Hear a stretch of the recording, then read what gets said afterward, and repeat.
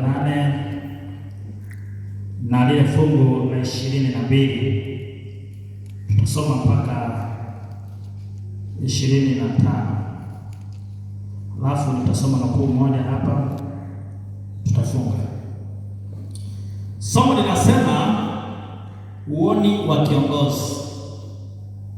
Uoni wa kiongozi. Kiongozi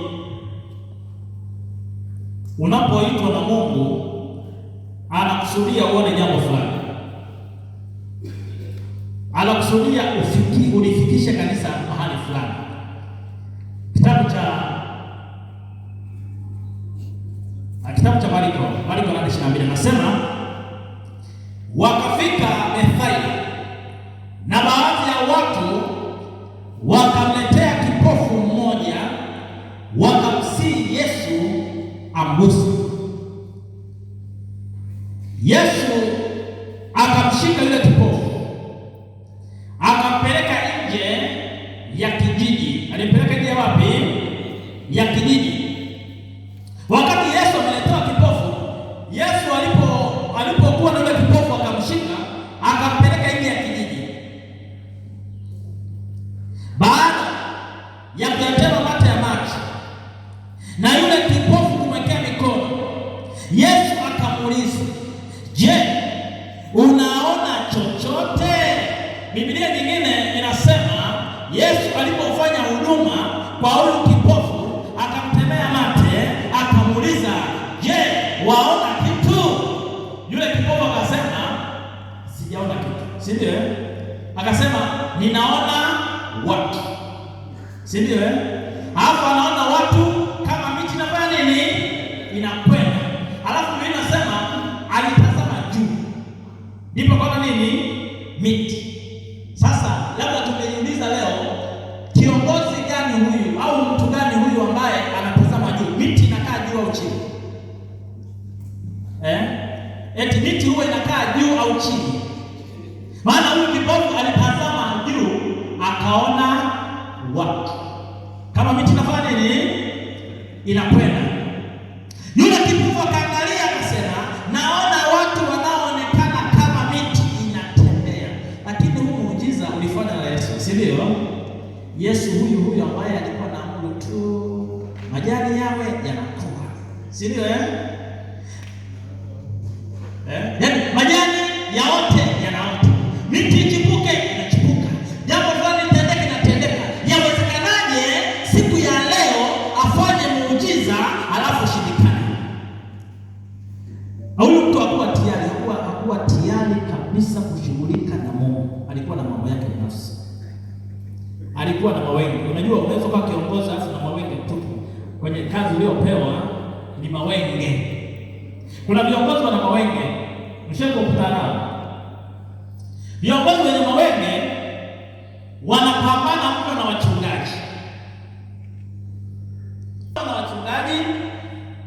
Wengine wanahodhi madaraka, yaani anayabeba mambo yote yeye mwenyewe, hashirikishi baraza la kanisa, hashirikishi mashemasi, na wakati fulani wanasimama na miongozo, wanapitisha mpaka miongozo ya kanisa. Yawezekana ni wewe, Bwana amekuita kwenye nafasi yako, huoni kitu kwenye uongozi wako, yaani unaona tu mambo ya ajabu, utani mwingi, mabaya, kuchezea mambo matakatifu ya Mungu.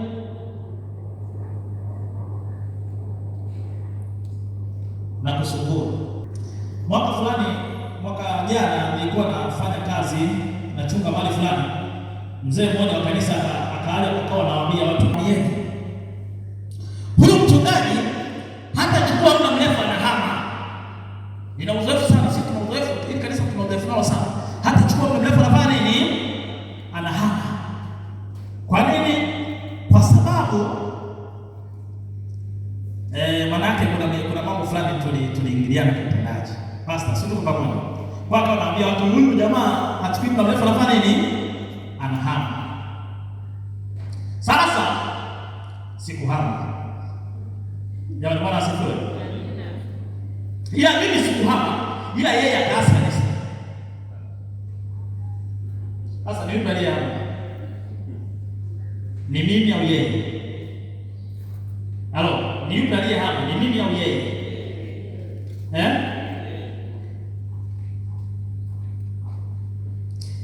Sasa Yesu akamruhusu, akamwambia huyu kipofu, nenda nyumbani, hata kijijini usipite. Maana yake unapopokea kazi ya Mungu kuna miiko. Bwana asifiwe. Kuna miiko ya utumishi. Lazima usimame kwenye mwiko wako ambao Mungu amekutia kufanya kazi kwa uaminifu. Pastor asubuhi amesema mambo mazuri. Unapofanya kazi kwa ajili ya Bwana, tekeleza majukumu yako kwa uaminifu. Ukishamaliza usisubiri watu watasemaje leo utendaji wako wa kazi. Yuko Mungu ambaye anaona kusudi la mwito wako mtakatifu.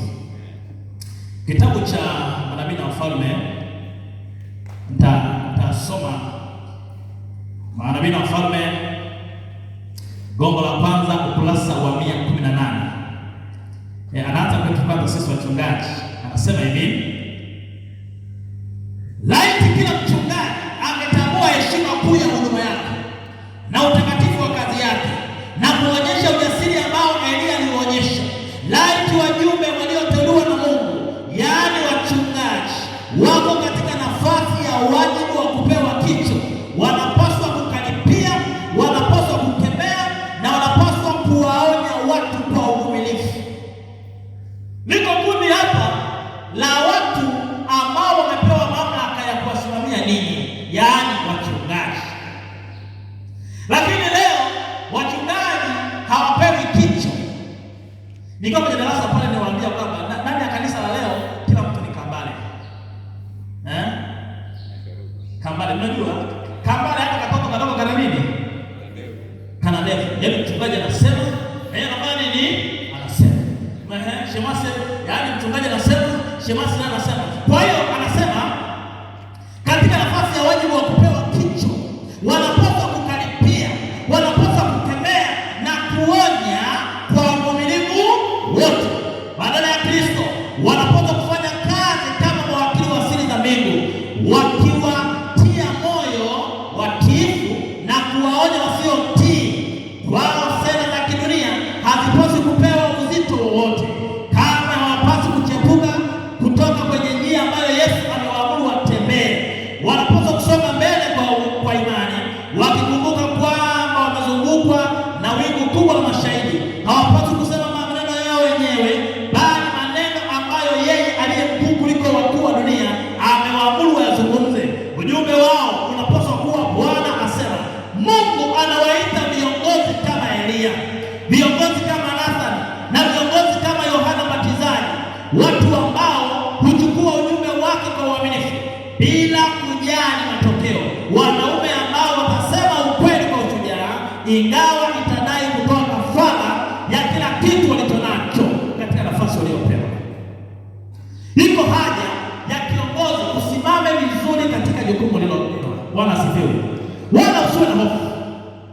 Simama kwenye viongozi, simamia taratibu zako kwa uaminifu, tenda majukumu yako huku ukimtanguliza Kristo aweze kusimama kwa ajili yako. Bwana asifiwe. Wachungaji na wazee wa kanisa watia moyo na viongozi walioko hapa, tuache uoga kwa ajili ya kazi ya Bwana. Usitake sana kupendwa na washiriki.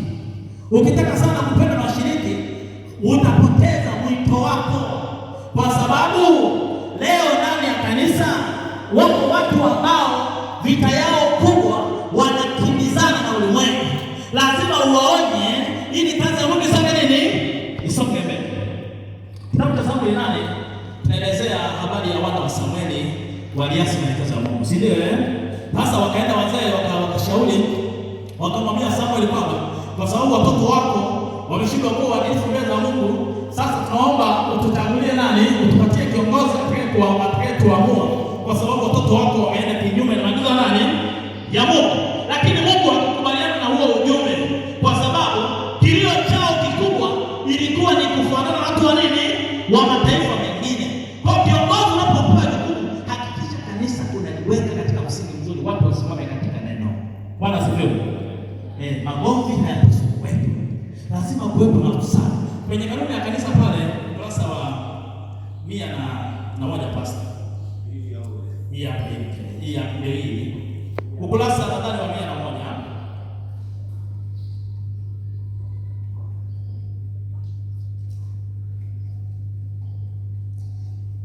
Ukurasa wa 101 kuna sehemu huenda sema kwamba inazungumzia habari ya mahusiano ya viongozi au mahusiano ya wazee na mchungaji, si ndio? Naelezea vizuri kabisa, nasema kwamba kazi ya hao viongozi inapaswa iwe moja, wanapaswa kufanya kazi kwa kupatana. Kwa hiyo kitu kingapi? Kimoja. Lakini leo kanisa linashindwa kujikita zaidi kwenye uinjilisti, bali linaingia kwenye migogoro madogo. Bado dakika ngapi nimaliza? Namalizia. Si bado dakika ngapi? Maelewano hayapo. Mchungaji anasema hiki, mzee anasema hiki. Kama katika kipalikuwa la kasumba mbaya, yaani eti mzee wa kanisa yeye kazi yake kubwa ni kupiga tu simu conference na dakika. Huko kazi haziende, wewe umefanya nini? Anapiga tu simu conference. Huko tuangalie mchungaji unayepewa nani? By the way, wewe wajua mchungaji.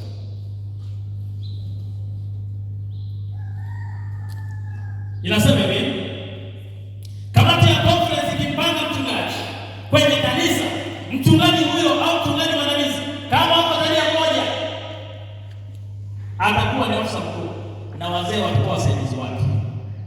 Kwa kuwa kazi yao inahusiana sana, inawapasa kufanya kazi pamoja kwa kupatana. Viongozi tupatane sisi kwa sisi. Bwana asifiwe. Tupatane kwa sababu kazi yetu ni ngapi? Lazima tuone kusudi la mwito wetu. Lazima tuone kusudi la mwito wetu. Tena tunaenda kwa ajili ya kuomba. Nitaomba dakika pekee sana. Nitaomba praise team hapa tembe hilo mmoja wa pamoja. Bwana anataka hili. Lazima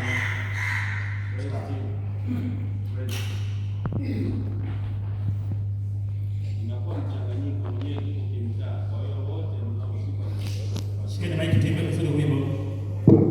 Bwana tunataka tuimbe vizuri. Tuimbe vizuri kabisa. Tunatamani kumuuliza Bwana atuelekeze njia sahihi ya kupita kama viongozi wa watu na Mungu, tuweze kuona mapito yetu katika utumishi wetu. Tuondokane na ubishi, tuondokane na kiburi, tuondokane na majivuno, tufanye kazi ambayo Mungu ametuagiza kwa uaminifu, kwa sababu tumezungukwa na nguvu ya maisha. Namba 116 katika kitabu chetu kidogo. Bwana ninataka Bwana nina kila saa, Bwana ninataka nini? Twende wote. Bwana ninataka nini? Kwa kuwa nimechafuka kwa moto au kwa maji, unisafishe kabisa.